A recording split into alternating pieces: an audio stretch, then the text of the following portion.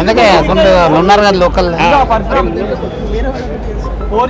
ఈరోజు వీర హనుమాన్ జయంతి నగర ప్రజలకు అందరూ కూడా నా తరఫు నుంచి, హైదరాబాద్ సిటీ పోలీస్ తరఫు నుంచి శుభాకాంక్షలు. ఈరోజు నగర వ్యాప్తంగా 168 ప్రొసెషన్స్ ఉండడం జరుగుతుంది. నేను ఇక్కడ గౌలిగూడ హనుమాన్ టెంపుల్ నుంచి ఇక్కడ యజ్ఞం చేసి ప్లస్ పూజ చేసి ఈరోజు ఇక్కడ నుంచి ప్రొసెషన్ ఇప్పుడే స్టార్ట్ అవుతుంది. ఆల్రెడీ కర్మన్ ఘాట్ నుంచి ప్రొసెషను ఉదయం 10 o'clock స్టార్ట్ కావడం జరిగింది. అది వచ్చి ఇక్కడ కోటి ఆంధ్ర బ్యాంక్ దగ్గర కలవడం జరుగుతుంది. తర్వాత ఈ ప్రొసెషన్ దాదాపు 12 కిలోమీటరు అక్కడ తాడబంద్ దాకా చేరుకుంటుంది. సో మొత్తము బోత్ మన Malkajgiri, Hyderabad city police commissionerates ఉన్న ఆఫీసర్స్ అందరూ కూడా మన బందోబస్తులో ప్లాన్ చేయడం జరిగింది.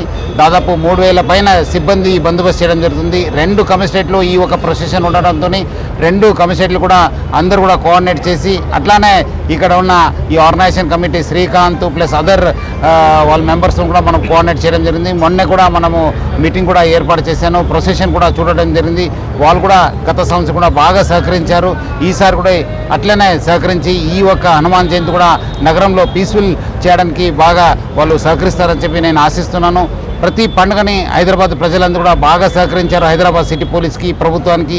ఈసారి కూడా ఈ ఒక్క ప్రొసెషన్కి, ఈ ఒక్క సెలబ్రేషన్ కూడా మనకు సహకారం ఇచ్చి హనుమాన్ జయంతి కూడా జయప్రదం చేయాలని చెప్పి ప్రజలందరూ కూడా కోరుతున్నాను. సెన్సిటివ్ ప్లేసెస్ ఏం అంత పెద్ద లేదు, బట్ మనము అన్ని చోట్ల కూడా మనము పక్కబందిగా బందోబస్తు ప్లాన్ చేయడం జరిగింది. మొత్తం ఎన్ని kilometres sir? Almost 12.5 kilometres rally ఉంటుంది. ఎన్ని చోట్ల ట్రాఫిక్ డైవర్షన్స్ అంటే ఒకటే దగ్గర ఉంటుంది. అక్కడ మెయిన్ మన ముషీరాబాద్ దగ్గర మనము ప్లాన్ చేస్తున్నాం. బాకీ దగ్గర కూడా మనము ఆల్రెడీ ఉన్న బందోబస్తు ప్లాన్ చేయడం జరిగింది. అన్ని సీసీటీవీ పెట్టడం జరిగింది, ప్లస్ డ్రోన్స్ కూడా యూజ్ చేయడం జరిగింది.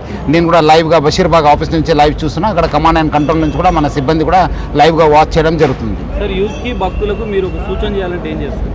ప్రశాంతంగా, ఎందుకంటే గతం కూడా బాగా ప్రశాంతంగా జరుపుకున్నారు. ఈసారి కూడా జరుపుకోండి, మంచిగా సెలబ్రేట్ చేసుకోండి. మంచి అందరూ కూడా పబ్లిక్, ఇది యూత్ బేసిక్లీ చాలామంది పార్టిసిపేట్ చేస్తుంటారు.